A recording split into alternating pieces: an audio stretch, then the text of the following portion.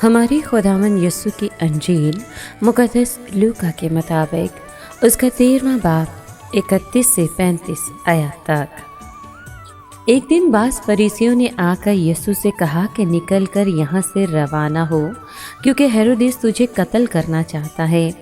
यीशु ने उनसे कहा कि जाकर उस लोमड़ी से कहो कि देख, मैं आज और कल बदरूहों को निकालता और शिफा का काम करता हूँ और परसों कमाल को पहुँचूँगा।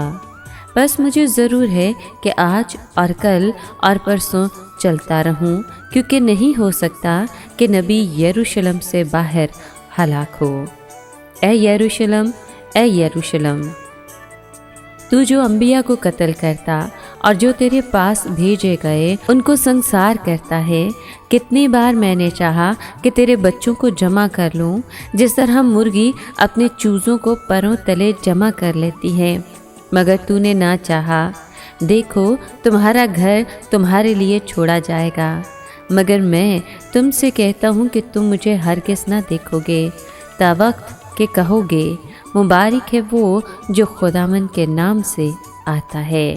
पाक कलाम के पढ़े और सुने जाने पर खुदावंद की बरकत हो, खुदा का शुक्र हो। अज़ीज़ दोस्तों, आज के कलाम में मसीह यीशु की तंबीह और मलामत अरूज पर है। यहाँ वो दिखावे और रियाकारी की मजम्मत करता है।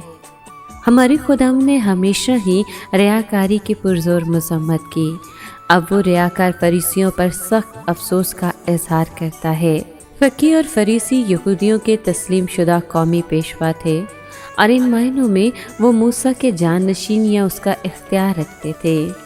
उनकी अखलाकी तालीम में बहुत सी बातें अच्छी और काबिल तकलीद थीं, लेकिन मसीह ने उनके नमूने की पैरवी करने से मना किया, क्योंकि वो जिस बात की तालीम देते थे उस पर ख़ुद नहीं अमल करते थे। मसीह यीशु आज उस शहर पर अफसोस का इजहार करता है जो उसे बहुत अजीज़ था। जब वो ये याद करता है कि खुदा कितने लंबे अरसे तक अपने लोगों को तौबा की तरफ माइल करने की कोशिश करता रहा और किस तरह वो खुद उनसे दरख्वास्त करता रहा कि उसे और उसकी निजात को कबूल करें। लेकिन आज के इस कलाम में हमें यीशु का दिल टूटता हुआ नज़र आता है। ये उसकी ठुकराई हुई मोहब्बत की पुरदर्द चीखो पुकार है कि वो कहता है कि देखो, तुम्हारा घर तुम्हारे लिए छोड़ा जाएगा, यानी वैरान छोड़ा जाएगा। ये हैकल और शहर की तबाही के मुतालिक पेशन गोई है।